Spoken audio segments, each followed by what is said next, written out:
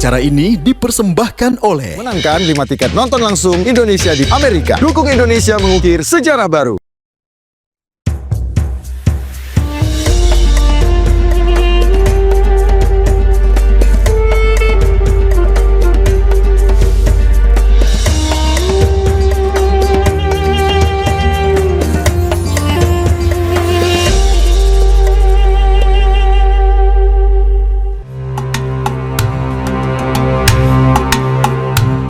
Saat ini, kita hidup di zaman di mana segalanya bisa dicari dengan sangat mudah. Kita seringkali tergiur dengan rezeki tanpa melihat lagi apakah itu benar atau salah di mata Allah Subhanahu wa Ta'ala. Seperti korupsi yang merajalela, perdagangan manusia yang dikirim ke Kamboja, dan juga maraknya kasus penipuan dan pemalsuan. Dalam Al-Quran Surat Hud ayat 1 hingga 17, dijelaskan bahwa sesungguhnya Allah Subhanahu wa Ta'ala Maha mengetahui segala sesuatu yang diperbuat hingga yang disembunyikan oleh manusia. Dan jika mereka berani untuk berpaling, akan ada azab yang menanti di hari akhir. Maka janganlah engkau terlena akan kehidupan di dunia dan meremehkan peringatan akan azab yang akan menimpa di waktu mendatang. Karena sesungguhnya hanya orang-orang sabar dan beramal saleh yang akan mendapat ampunan dan pahala besar dari Tuhan yang Maha Bijaksana, Allah Subhanahu wa Ta'ala.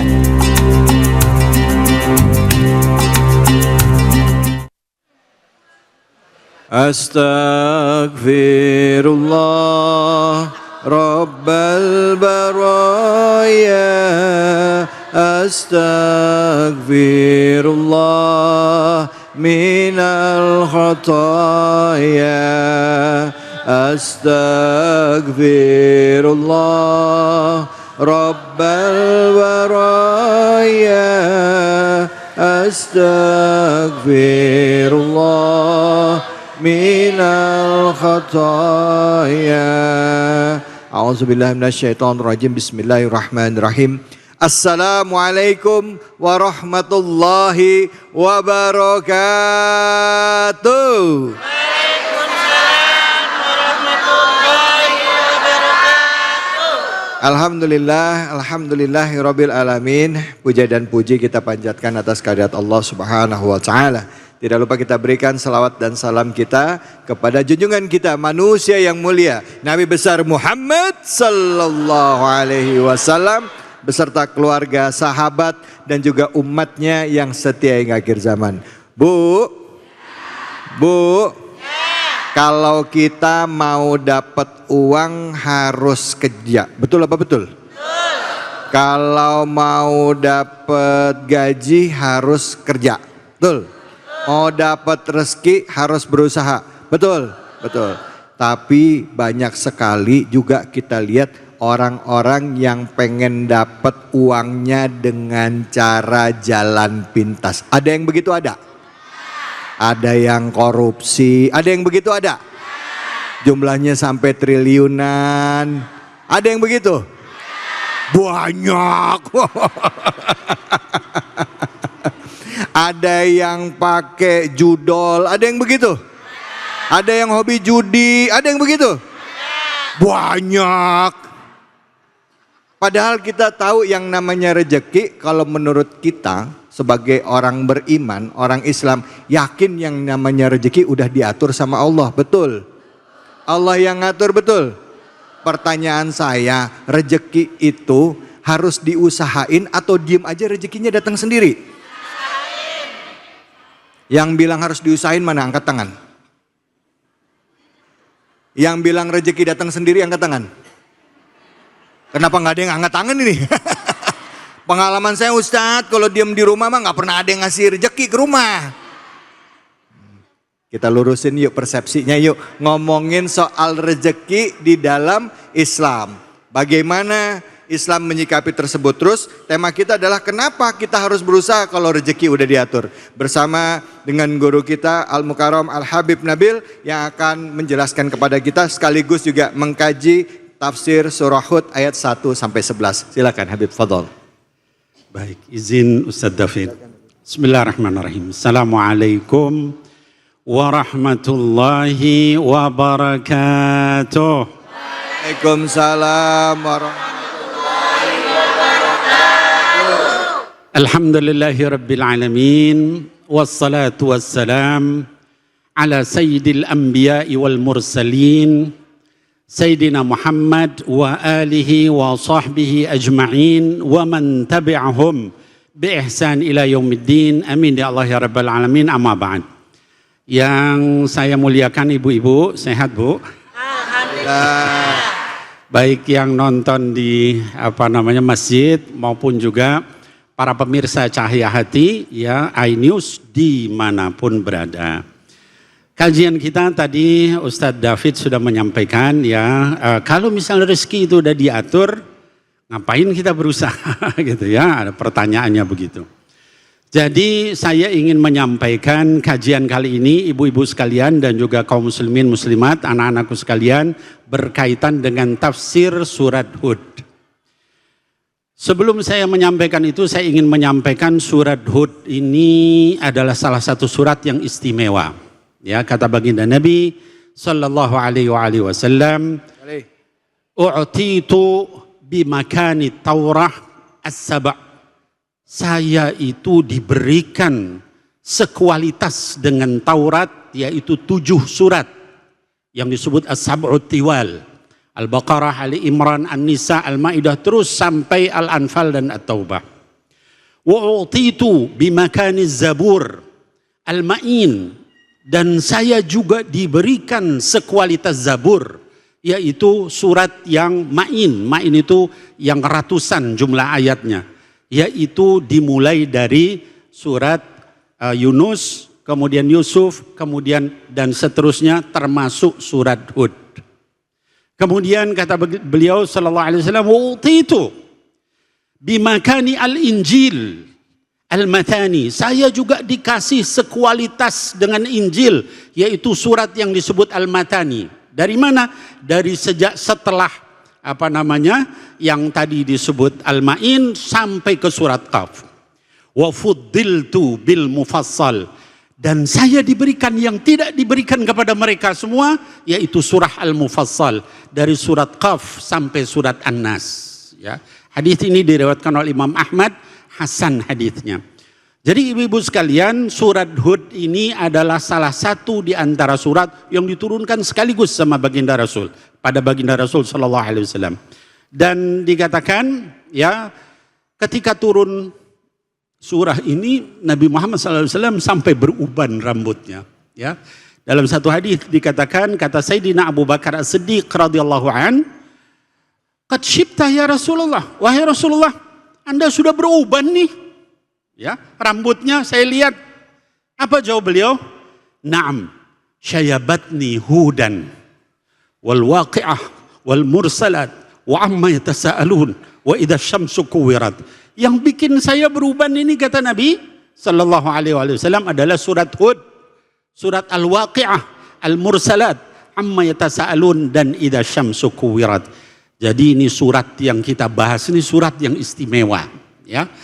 Nah, ibu-ibu sekalian, kaum muslimin yang dimuliakan Allah, tadi dikatakan ya bahwa surat Hud ini adalah surat yang istimewa, di antaranya bicara tentang rezeki. Nah, sekarang pertanyaannya, kenapa kita bicara tentang rezeki? Tadi Ustadz David sudah menyampaikan di awal ya. Sekarang ini musim apa, Bu? Musim hujan. Betul, musim hujan. Tapi selain musim hujan, ada musim yang sesuatu yang lain, yang disebut dengan badai korupsi. Ya Bu, kalau dulu kita dengar orang korupsi 1 juta, 2 juta, 1 miliar, 2 miliar. Ini sekarang berapa? Bukan lagi triliun, ratusan triliun. Badai korupsi namanya. Tapi di satu pihak yang korupsi, badai korupsi, tapi bagi masyarakat bawah ada badai juga, yaitu badai apa? PHK. Ya. Orang susah kerja pada dirumahin ya Bu. Ada nggak yang begitu di sini? Banyak katanya. Ya baik, jadi kita perlu mengetahui sebenarnya dalam Islam itu bagaimana sih tentang rizki Allah ini. Ya, ini saya bacakan beberapa saja dari surat Hud yang mudah-mudahan buat kita bisa jadi pelajaran ya. أعوذ بالله من الشيطان الرجيم بسم الله الرحمن الرحيم ألف لام را كتاب أحكمت آياته ثم فصلت من لدن حكيم خبير ألا تعبدوا إلا الله إنني لكم منه نذير وبشير وأن استغفروا ربكم ثم توبوا إليه يمتعكم متاعا حسنا إلى أجل مسمى ويؤتي كل ذي فضل فضله وإن تولوا فإني أخاف عليكم عذاب يوم كبير. Sadaqallahu alazim. Ini awal surat Hud, surat ke-11 kalau ibu-ibu yang mau baca. Ya, di awal surat ini Allah katakan Alif Lam Ra. Apa maknanya ini? Tidak ada yang tahu kecuali Allah. Tapi ada seorang sahabat namanya Sayyidina Abdullah ibni Abbas radhiyallahu an. Seorang sahabat Nabi yang didoakan oleh Nabi. Bu, mau nggak didoain sama Rasul? Mau kita. Sahabat Abdullah bin Abbas ini didoakan sama Rasul apa? Allahumma faqihhu fid din wa'allimhu ta'wil. Ya Allah, dalamkan pengetahuan dia dalam agama dan ajari dia ilmu takwil Quran. Ya, itu doa Nabi sallallahu alaihi wasallam. Sehingga beliau ini termasuk sahabat yang paling mengetahui Al-Quran. Ya.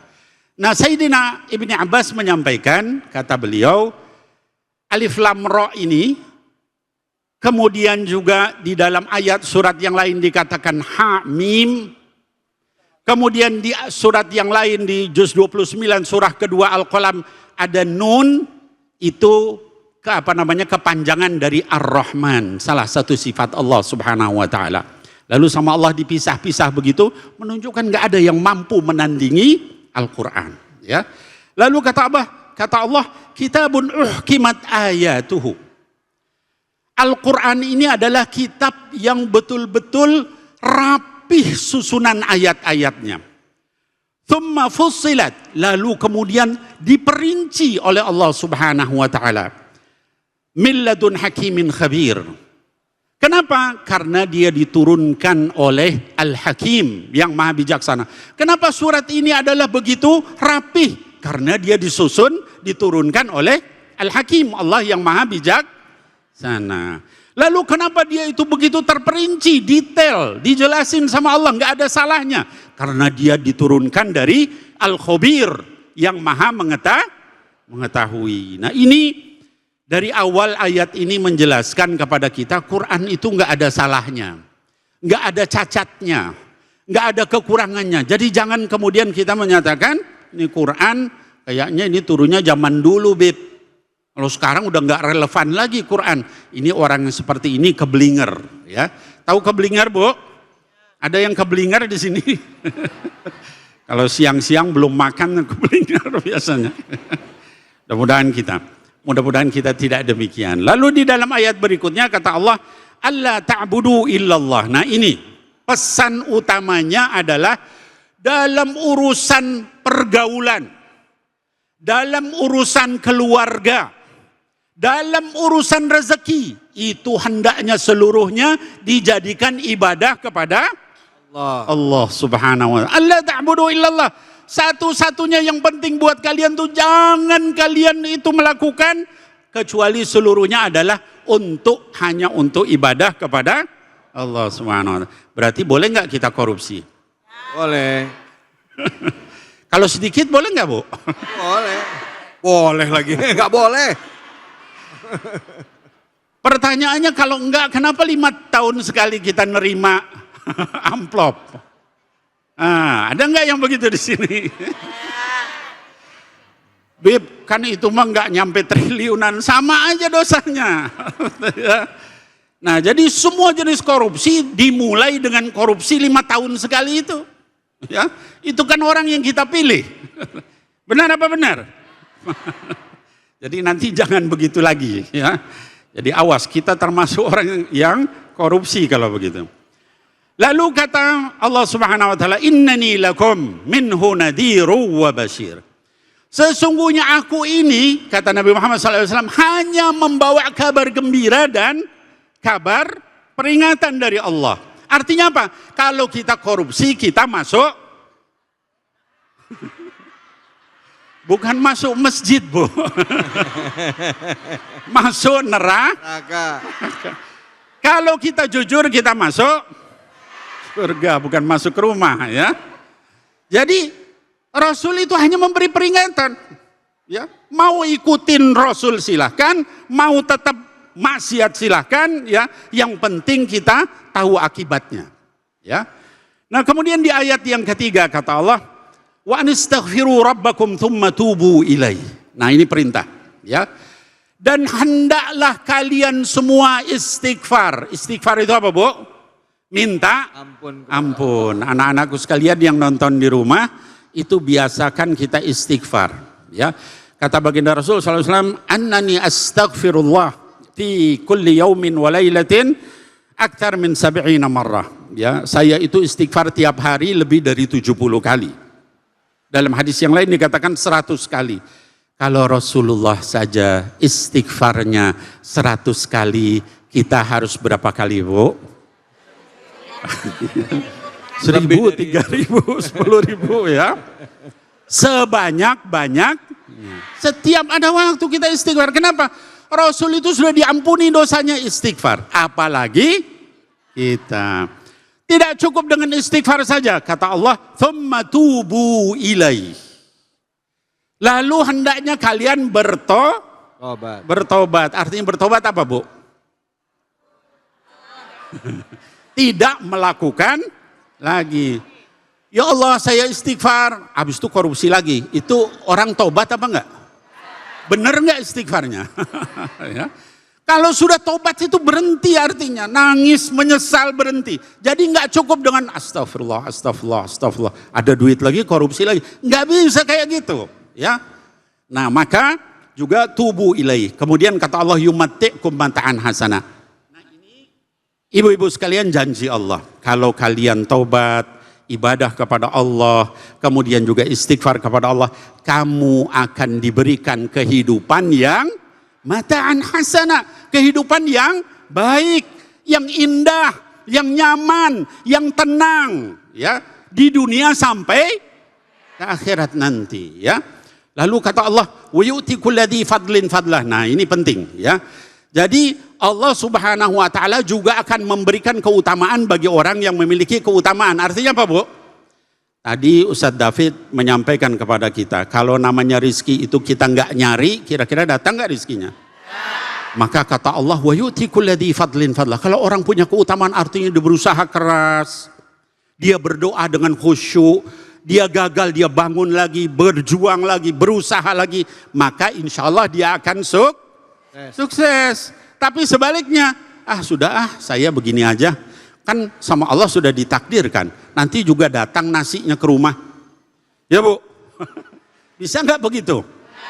Emangnya kita Nabi Isa minta sama Allah, ma'idatan minas sama, ya Allah minta makanan hidangan dari langit, maka diturunkan sama Allah Subhanahu wa taala hidangan dari langit. Itu suratnya masih ada sampai sekarang, surat Al-Maidah. Itu doanya Nabi Isa. Kalau kita harus berusaha. Caranya gimana? Ya pokoknya berusaha. Karena rizki itu adalah takdir, tapi takdir itu ada dua. Ada mubrom, ada muallak. Yang mubrom kita nggak tahu. Itu sudah diputusin sama Allah, nggak bisa berubah. Tapi yang muallak bisa berubah. Nah, kalau kita berdoa, kita juga silaturahim, kita berikhtiar, insya Allah Ustaz David, rizki kita akan berubah. Wallahu a'lam bishawab. Demikian, assalamualaikum warahmatullahi wabarakatuh. Waalaikumsalam warahmatullahi wabarakatuh.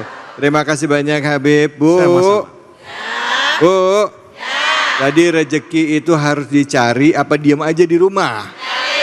Dicari. Nah, tapi kalau misalnya kita yakin sama Allah, ya, percaya sama Allah, cara nyari rezekinya juga ada aturannya, ya Bib ya.